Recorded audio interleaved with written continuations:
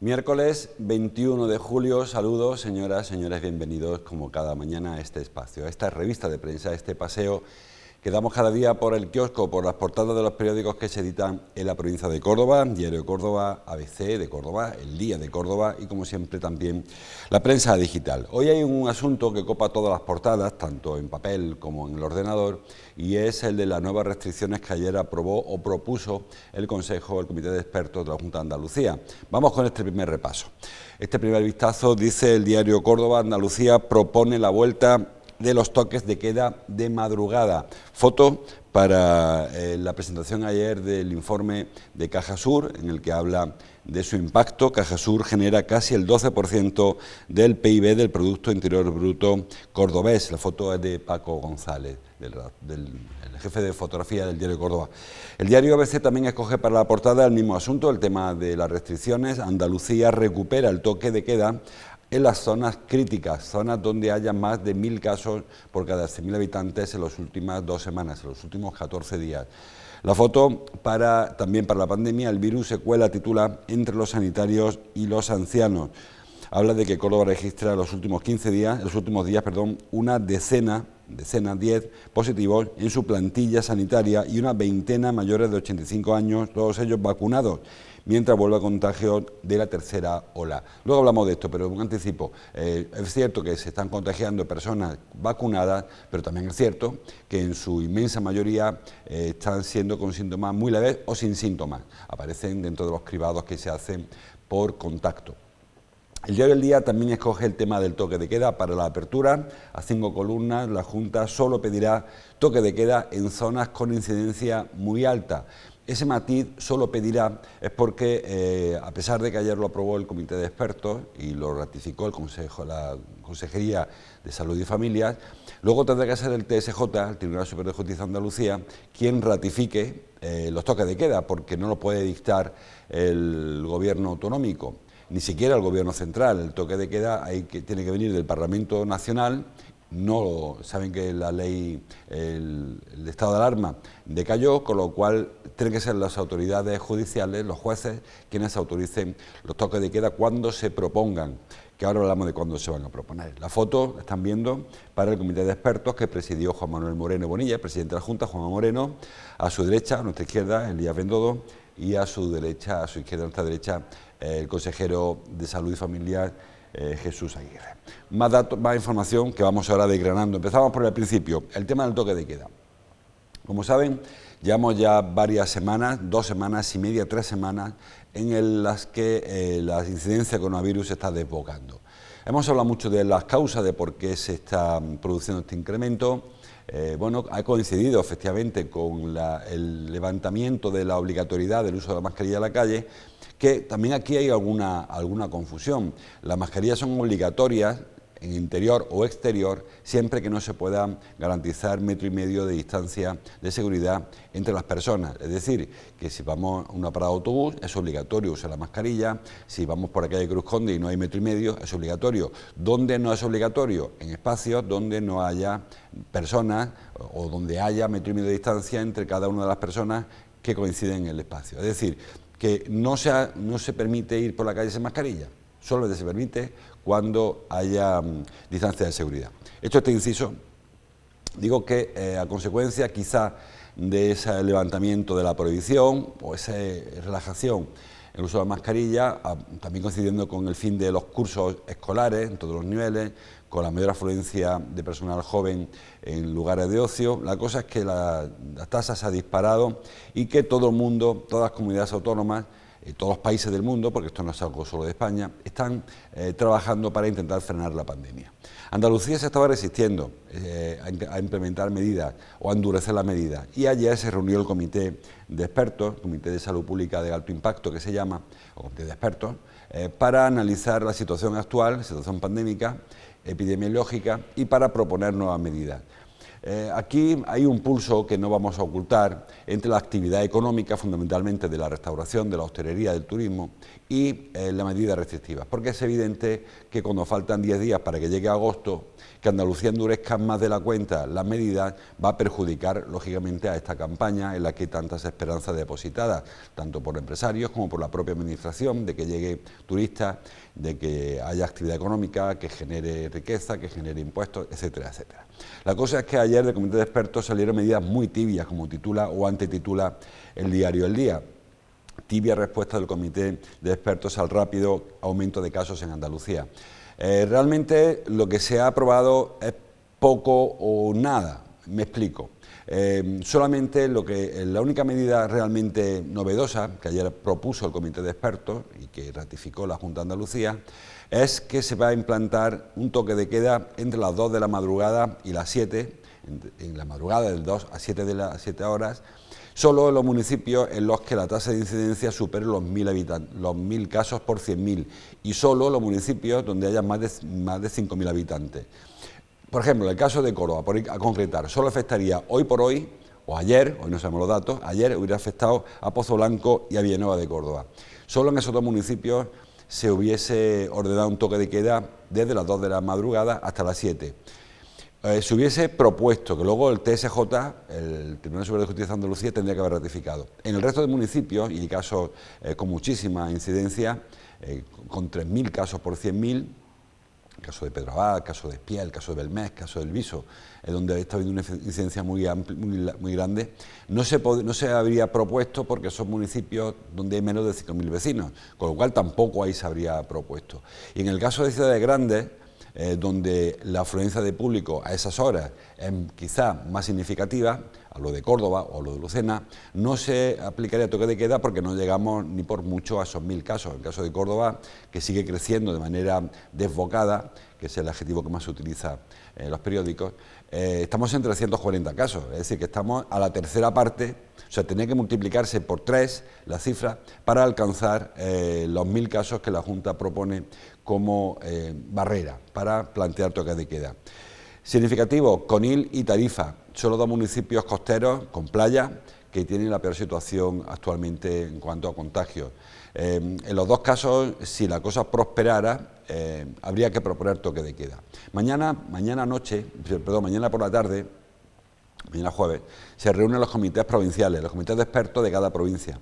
Son los que se encargan de analizar todos los parámetros, porque no solamente está de la incidencia, hay más parámetros, la hospitalización, la tasa de contagiosidad, es decir, cuántas personas contagian a cuántos, la tasa de positividad a los test, es decir, de cada 10 test, cuántos salen positivos, que refleja un poco qué está pasando en la calle. Bueno, con todos los parámetros, los comités de expertos provinciales mañana propondrán las restricciones, que básicamente consistirán, bueno, ya saben que hasta ahora los municipios de más de 1.000 casos por 100.000, siempre que tengan más de 5.000 vecinos, quedan cerrados perimetralmente, se cierra la actividad no esencial, y ahora se añadiría también el toque de queda entre las 2 de la madrugada y las 7.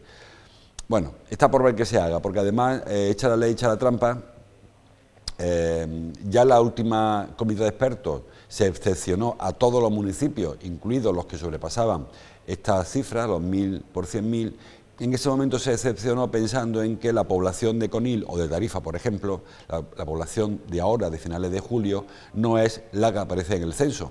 Si en el censo aparecen, no sé, 15.000 personas o 20.000, las que aparezcan, es probable que ahora esa cifra esté doblada, esté duplicada, con lo cual las medias no salen, porque si hay 1.000 casos por 100.000 habitantes, pero habitantes no son los que ponen de verdad, sino que se han duplicado, la tasa no sería a 1.000, sino que se quedaría en 500. En fin, que si los comités territoriales provinciales quieren excepcionar municipios, van a encontrar argumentos para hacerlo. Es decir, que las medidas son tibias, son medidas no sé hasta qué punto son las que necesita la sociedad para frenar la pandemia, pero es que además van a ser de difícil aplicación. También en el mismo reunión de ayer, se aprobaron algunas otras medidas, básicamente modificación de aforos. En cuanto, por ejemplo, la hostelería, hay desde 4 personas por mesa hasta 10, dependiendo del nivel de alerta que haya. En nivel máximo, o sea, nivel de alerta 1, habrá hasta 10 personas por mesa, y en nivel de alerta 3 habrá 4 personas por mesa. Supongo que en medio pues estarán o 6 u 8, porque no lo pone la nota de prensa que envió la Junta de Andalucía. En cuanto a locales de ocio nocturno, dice que se va a solicitar un registro de entrada para controlar la trazabilidad, es decir, que en el caso de que hubiese un caso positivo en un local, en un pub, en una discoteca, que supieran quién estaba en ese local a esa hora, a qué hora, porque no se sabe, los jóvenes entran y salen. Si alguien aparece en la discoteca el sábado y se va a las 10 y luego al día siguiente se sabe que hubo una persona que dio positivo en esa discoteca, se supone que todos los que se hubieran apuntado en la discoteca, en la entrada, serían citados para hacerse un test y ver si tienen o no el virus. No sé si se hará efecto o no. El tema de las playas, lo está leyendo, también se propone por parte de la Junta de Andalucía que los municipios donde haya más de 1000 casos por 100.000 habitantes, es decir, Conil y Tarifa, el resto no, se cierren las playas por la noche, desde las 11 de la noche a las 7 de la mañana. Algo que es competencia municipal, las playas son competencia de los ayuntamientos. Se supone que es para que la gente joven no vaya a la playa a beberse la litrona o lo que quieran beber. Yo le recuerdo a la Junta de Andalucía, a los ayuntamientos, que ya está prohibido, sin ningún tipo de consejo del comité de expertos, ya está prohibido beber en la vía pública, ni en el campo, ni en la playa, ni en la montaña. O sea que este cierre, bueno, será para, no sé, porque realmente no hace falta. Sé que en otras ciudades se está procediendo, por ejemplo, a regar las playas por la noche, a encharcarlo todo, a mojar las hamacas. Bueno, se trata en definitiva de intentar controlar las aglomeraciones de gente joven, que se está demostrando día a día que son las causantes de este rebrote, los contagios, y que a su vez, como señala el diario ABC en la portada, están provocando que haya otros contactos con otras personas que no tienen esos hábitos de ocio, que son, bueno, pues tampoco cuidadosos con la salud pública, pero que luego al final estos jóvenes acaban yendo a su casa, acaban yendo a ver a sus abuelos y, bueno, pues les contagian. Repito que las personas vacunadas están sufriendo la enfermedad, pero con unos síntomas muy leves o ninguno. Decía una estadística, creo que de Estados Unidos, no de España, que el 95% de las personas que fallecen son personas sin vacuna. Es decir, que las personas había alguna persona, saben que la vacuna tiene una efectividad del 92%, 95%, según cuál sea la que le hayan administrado. Siempre una excepción que se puede colar, no nos va a tocar a nosotros, pero siempre una excepción. Pero personas vacunadas están siendo contagiadas porque el virus se contagia incluso entre vacunados, pero no están teniendo síntomas, con lo cual, bueno, pues una afección solamente, el problema de la transmisión del virus de unos para otros. Bueno, pues eso en cuanto a las medidas. Como digo, mañana el comité de expertos provincial va a proponer qué municipios entran o no en estas nuevas limitaciones, y a partir de las 0 horas del 22 de julio, es decir, eso sería mañana por la noche, entrarán en vigor una vez que se conocieran qué municipios son los que afectan. Que repito, hoy por hoy serían solo Pozoblanco, Villanueva en Córdoba y Marbella también, Marbella, Conil y Tarifa tendrían que sufrir toque de queda. Que ya les digo yo que está por ver que cierre Marbella o que cierren Conil, está por ver. Bueno, a ver qué hace los comités de cada uno de los sitios. Más cosas, la foto que aparece en el diario de Córdoba, el balance de resultados de Cajasur, ayer se presentó, sobre todo el impacto que tiene Cajasur en la economía cordobesa y andaluza. Titulan los periódicos que Cajasur genera casi el 12% del Producto Interior Bruto cordobés. Eso en millones, pues son mil, por ahí tengo el número, 1000 y pico millones, 1000 y pocos, pero son más de 1000, lo encontraré en algún sitio. el impacto que tiene en la economía cordobesa Caja Sur. Por ejemplo, también habla de que hay 1.700 empleos directos de Caja Sur, ahí tienen 4.000 millones en Andalucía. Yo encontraba el dato de Córdoba. Digo, 1.700 empleos directos en Andalucía. Solo en Córdoba, Caja Sur genera 26.000 puestos de trabajo entre directos, indirectos e inducidos. Ya he encontrado, 1.501 millones de euros es el impacto de la economía cordobesa, de Caja Sur, la economía cordobesa. Ven que es la tercera parte, más de la tercera parte del impacto andaluz está en la provincia de Córdoba. Bueno, Caja Sur sigue teniendo una cuota de mercado amplísimo en Córdoba, 40% de las hipotecas cordobesas o de las nóminas o de los fondos de inversión están en Caja Sur y mantiene el 50% o más de las pensiones que se cobran en los jubilados cordobeses o de las previsiones individuales. Es decir, que la cuota de mercado ha ido perdiendo desde la época de la Caja Sur del Monte de Piedad, la Caja de Ahorro de Córdoba, la Caja Provincial, pero aún así mantiene una cuota importantísima, en torno a la mitad del mercado, eso aún para Caja Sur. Son 310 oficinas en Andalucía, 1.700 puestos de trabajo directos, 72.000 puestos de trabajo en Andalucía entre directos, indirectos e inducidos, y la tercera parte de ellos en la provincia de Córdoba con 26.000 puestos de trabajo. Un ejemplo solo, por acabar con los números, que son un poco abrumadores. La Diputación obtiene cada año 50 millones de euros de financiación, no es que se los regalen, sino que le financian proyectos, 50 millones de euros. Básicamente son para el anticipo de recaudación, que como sabe la Diputación luego a su vez entrega a los municipios para no tener que esperar que los vecinos paguen sus impuestos del IBI, de rústica y de urbana, la contribución, para que nos entendamos. Bueno, pues la Diputación lo paga, los anticipa con los fondos que le financia, que le presta en definitiva a Caja Sur.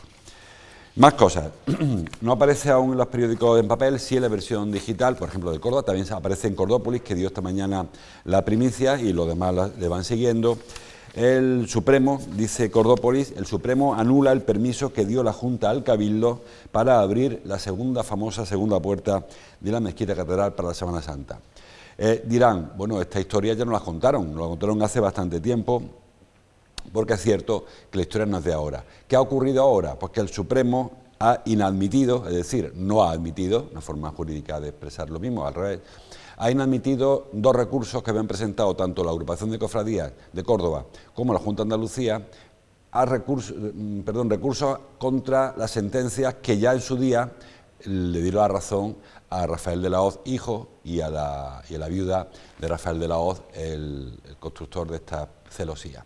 Es decir, si recuerdan muy rápidamente la historia, según habla Cordópolis, en el año 2017 se desmontaron estas puertas. El proyecto viene muy antiguo, el proyecto viene del año 2011, cuando la Agrupación de Cofradías, que ya entraba con algunos pasos dentro de la mezquita catedral, propone abrir una segunda puerta. Saben que en la mezquita, la antigua mezquita, hoy catedral, todo el muro norte, toda la fachada que da al patio de los Naranjos, en su día, en la época musulmana y hasta mucho después, había arcos abiertos con unas esteras, en el mejor de los casos, que permitían la iluminación y la ventilación del edificio. Hace ya bastante tiempo, hace bastantes siglos, pues un obispo pensó que aquello, además de entrar agua, entrar la luz y el aire, entraba el agua, entraban las palomas, ensuciaban todo. Decidió tapiar esas puertas y los tapió todas, a excepción de las 4 puertas que aún quedan hoy abiertas. Con el tiempo, además de tapiarlas, se colocaron por dentro, lo conocen, algunas capillas, muchas capillas, algunas de ellas de un carácter, de un valor artístico, histórico y patrimonial importantísimo, no es decir que haya que quitarlas. Pero es cierto que todos son añadidos, que se fueron incorporando un templo que originariamente, repito, era una arcada continua por donde accedían al interior del templo, incluso cuando era catedral ya, no solamente la época musulmana, y entraba la luz y entraba el aire. Bueno, pues en los años 70 le encargan a Rafael de la Hoz que haga algún cerramiento para las 4 vanos que quedan abiertos. Y Rafael de la Hoz construye unas celosías artísticas, artesanales, con los que se cubren esos 4 vanos. La Agrupación de Cofradías propone que se retire una de las celosías para poder acceder al interior del templo con los pasos de Semana Santa. Y ahí se monta un pequeño lío. De primera, la Junta de Andalucía rechaza el proyecto. El proyecto era un poco más amplio, pero lo rechaza, decide que no autoriza esa retirada. Pero luego a la siguiente se toca un poquito el proyecto, se arregla un poquito y ya se consigue la autorización. Por cierto, siendo consejera de Cultura, la cordobesa Rosa Aguilar, en la que autorizó que se retirara esta celosía. No es cosa del PP con respecto a la Iglesia, fue el PSOE con Rosa Aguilar quien autorizó que se retirara esa celosía. Se le da el permiso por parte de la Junta, el Cabildo pide la licencia de obra, la gerencia se la concede y se quita la puerta en el año 2017. El hijo de Rafael de la Hoz Arderius, Rafael de la Hoz Castanis, presenta un recurso, junto a la mujer, a la viuda de Rafael de la Hoz, presentan un recurso y todas las alegaciones posibles, pero pese a todo, la puerta se retira. La celosía se retira. Había un proyecto primero que era hacer una celosía abatible, o bien con hoja batiente o bien corrediza, pero el muro no soportaría el peso de la celosía, con lo cual era peor el remedio que la enfermedad. Total, que al final la celosía se retira y ellos presentan su recurso. Y el recurso empieza de primera hora, el juzgado de Córdoba, el número 4 de contencioso, ya le da la razón, le dice que el permiso no tuvo que haberse concedido nunca. Se recurre al TSJ y le da de nuevo la razón a Rafael de la Hoz. La puerta no tuvo que retirarse nunca, o la celosía, no era una puerta, la celosía. Y ahora la agrupación de cofradías y la Junta de Andalucía habían presentado un recurso ante el Tribunal Supremo y la vuelve a dar la razón. La puerta no tuvo que retirarse nunca. Claro, ahora la pregunta es, ya sabemos que no tuvo que retirarse nunca, pero ahora ¿qué se hace con la celosía? ¿Se repone o no se repone? Ahora habrá un magistrado que tendrá que ver cómo se ejecuta la sentencia y si la solución es volver a poner la celosía fija o si, ya que está hecho, habrá que apañarse de alguna manera para no volver a afectar el monumento. Porque la sentencia, tanto la de Córdoba como la del TSJ, el Tribunal Superior de Justicia de Andalucía, como ahora el Supremo, cuando no admite el recurso de la Junta y de la agrupación, lo que dicen es que no se pueden hacer ninguna actuación en un bien protegido que no vaya a la conservación, a la restauración, a la consolidación o la rehabilitación. Prohibida la reconstrucción ni la implementación de elementos que no fueran originales. Es decir, prohibido hacer lo que se hizo, retirar la celosía. Porque cuando la UNESCO declaró la mezquita de Córdoba Patrimonio de la Humanidad, en el año 84, ya estaba la celosía puesta. O sea, la UNESCO reconoció la mezquita tal y como es, con la celosía. Es decir, lo que se ha hecho es perturbar el monumento tal y como la UNESCO lo autorizó. Yo no sé si ahora, si hubiera que recuperar la celosía de nuevo, estaría dentro de este tipo de este catálogo de cosas que no se pueden hacer. Repito, solo conservar, solo restaurar, solo consolidar y solo rehabilitar. No reponer una puerta que se quitó, aunque fuera de manera indebida. El lío sigue ahí. Yo creo que habrá que esperar a ver cómo se resuelve, pero aquí al menos se agota la vía judicial con este recurso inadmitido, es decir, no se ha admitido por parte del Supremo. De aquí en adelante pues quedan muchas especulaciones y quedan muchas valoraciones. Hay una que sí que tenemos todo en la cabeza. Saben que se está tramitando en el Congreso de los Diputados la Ley del Patrimonio Histórico, una ley que lo que propone es que los bienes patrimonio de la humanidad, entre ellos la Mezquita de Córdoba, la Alhambra de Granada o el casco urbano casco histórico de Córdoba, o Baeza o Úbeda o muchos otros lugares, ¿no?, de España, Plasencia, esos sitios se consideren bien mundial, es decir, se inventa una catalogación nueva, una catalogación de protección nueva, que sería un bien mundial. Y esos bienes mundiales, de interés mundial, tienen que tener un patronato que vele porque las cosas que se hagan dentro de ese monumento estén dentro de la legalidad. Es muy probable que si ahora hubiese habido un patronato en el año 2017, no se hubiese retirado nunca la celosía. Bastante probable. Tampoco vamos a hacer ahora ciencia ficción, pero es probable que no se hubiese retirado porque hubiese aparecido voces discordantes ante una actuación que lo que perseguía solo era abrir una puerta, retirar un elemento que estaba considerado de interés mundial para permitir el paso de Semana Santa. En cualquier caso, el debate está ahí. El Ayuntamiento ayer anunció que va a alegar esa ley de patrimonio precisamente porque entiende que no se debe meter la mano en cosas que se están haciendo bien. Hoy la Junta de Andalucía va a presentar sus alegaciones también contra esa ley, la ley del patrimonio mundial, patrimonio histórico, porque entiende de nuevo que el Gobierno central quiere meter la mano, quiere usurpar competencias que son de la Junta o de los ayuntamientos. Lamentablemente la Junta del PSOE, repito, no fue una Junta del PP, gobernaba el PSOE entonces, hizo algo que ahora se ha demostrado que no se ajustaba a derecho, como era dar un permiso que según la sentencia iba contra sus propias leyes. Una ley que prohíbe una serie de actuaciones, la Junta se otorga un permiso que va contra la ley. En fin, un despropósito que no sabemos si tendrá o no reparación o si es necesario o no reparar, eso expertos sabrán. Más cosas. Hablando de restauraciones, dice el diario Córdoba en su portada que la Puerta del Puente está sufriendo una restauración de urgencia sobre unos elementos que están bastante peor de los que se esperaba.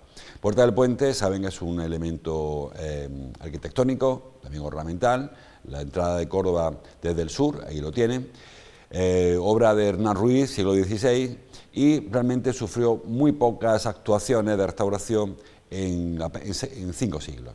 La restauración más seria fue en el año 2007, cuando se acondicionó, recuerden, todo el entorno de la Puerta del Puente, el puente romano, incluso parte del Paseo de la Ribera, y en esa actuación, pues para recuperar lo que están viendo ahora, los sillares que sujetan la puerta, pues se propuso una fórmula que parece que no fue nada acertada. Se instalaron unas mallas de plástico, unas mallas metálicas, y sobre ellas se emplastó un material para recuperar los desperfectos, porque la arcilla con la que está montada esta puerta pues se deteriora con el paso del tiempo. 5 siglos son muchos siglos, y para evitar el deterioro se colocaron esas mallas. Ahora se ha demostrado que aquello no fue la mejor solución y se está aplicando unas nuevas técnicas con unas bacterias que recuperan el material.